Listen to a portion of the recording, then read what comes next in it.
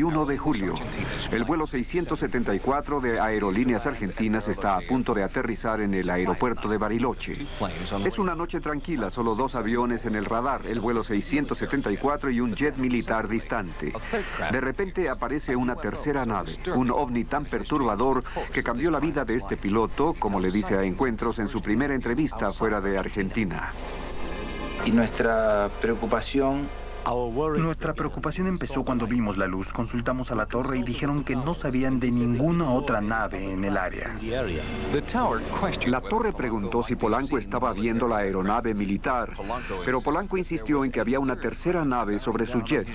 Consultamos a la torre de nuevo y dijeron que podían ver nuestras luces. No había ninguna nave cerca de la nuestra y confirmaron que la aeronave militar estaba en su posición.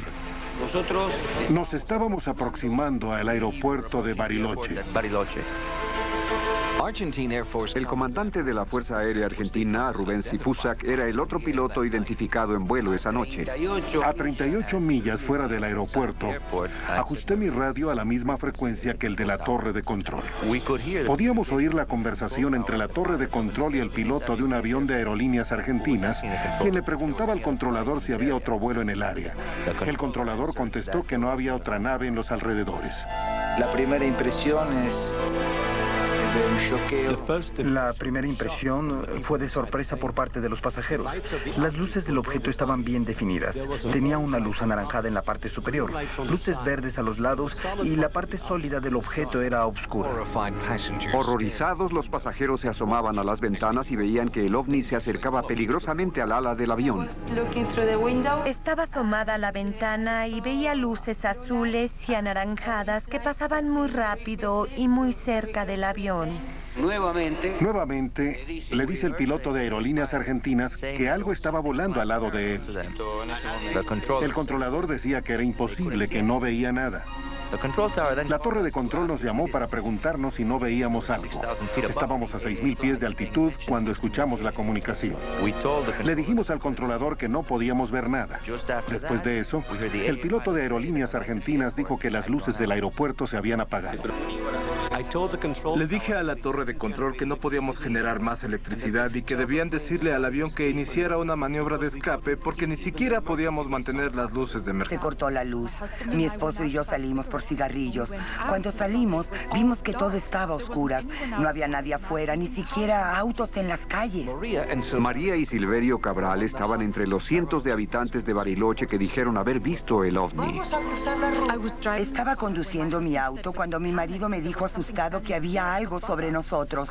Me quedé muy sorprendida al ver algo que no era normal. Las luces eran ámbar y anaranjadas y estaban a unos 3.000 metros de altitud. La luz era muy potente. Cuando decidimos salir del auto, la luz desapareció de repente en dirección hacia el este. Es decir, hacia el aeropuerto. Estábamos a punto de entrar en el espacio aéreo cuando volvimos a oír que el piloto de Aerolíneas Argentinas pedía la confirmación de la presencia de otra nave en el área. El controlador volvió a negarlo. Dijo que la única nave cerca de él era la mía. Entonces vimos una pequeña luz a unos 5.000 pies debajo de nosotros. Era una luz parpadeante, ámbar y clara, que iba a unos 1.000 o 1.200 kilómetros por hora. La luz iba horizontal. De pronto se volteó verticalmente y luego estaba sobre nosotros. Por la ventana vimos que la luz seguía ascendiendo.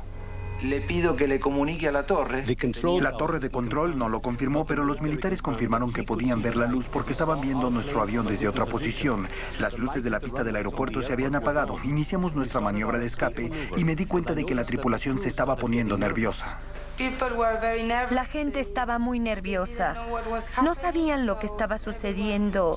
Todo el mundo hablaba y decía, y estaban preguntando qué estaba pasando, por qué no podíamos aterrizar. Solamente una maniobra de escape. Dijimos que estábamos haciendo una maniobra de escape porque no había electricidad en el aeropuerto. En un momento nosotros comunicamos. Te veo. Conforme ascendíamos, el objeto a nuestra derecha avanzaba hacia el lago y subía en ángulo de 90 grados, a una velocidad increíble.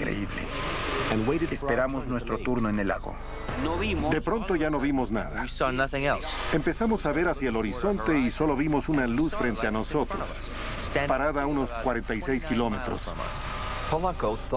Polanco pensó que el ovni se estaba alejando, pero de repente ahí estaba otra vez, justo frente a él. Cuando dimos vuelta al lago para volver al aeropuerto, vimos el ovni de nuevo.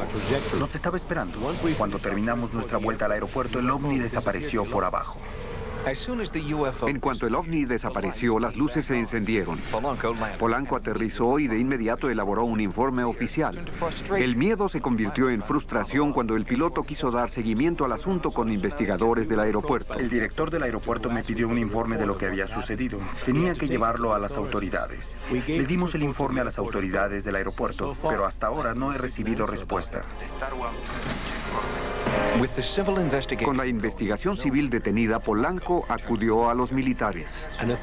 La Fuerza Aérea negó una investigación oficial, pero 2 meses después se acercó a mí un funcionario del Ministerio de Defensa. Él escribió un informe, pero no he recibido copia. Sus compañeros pilotos le aconsejaron olvidar el incidente, pero Polanco cree que descubrir la verdad es más importante que la carrera de un hombre. No callarnos. Decidimos no callarnos y hacer de conocimiento público lo que había ocurrido esa noche. Me queda la gran duda y me gustaría saber lo que era, porque la luz volaba de una manera muy extraña. No volaba como un avión normal. Evidentemente uno se empieza a hacer preguntas, pero hay preguntas que no tienen respuesta.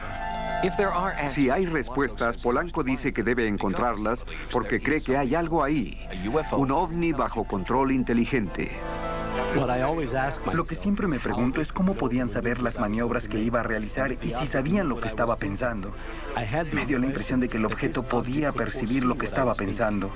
Es una experiencia que me ha cambiado por el resto de mi vida.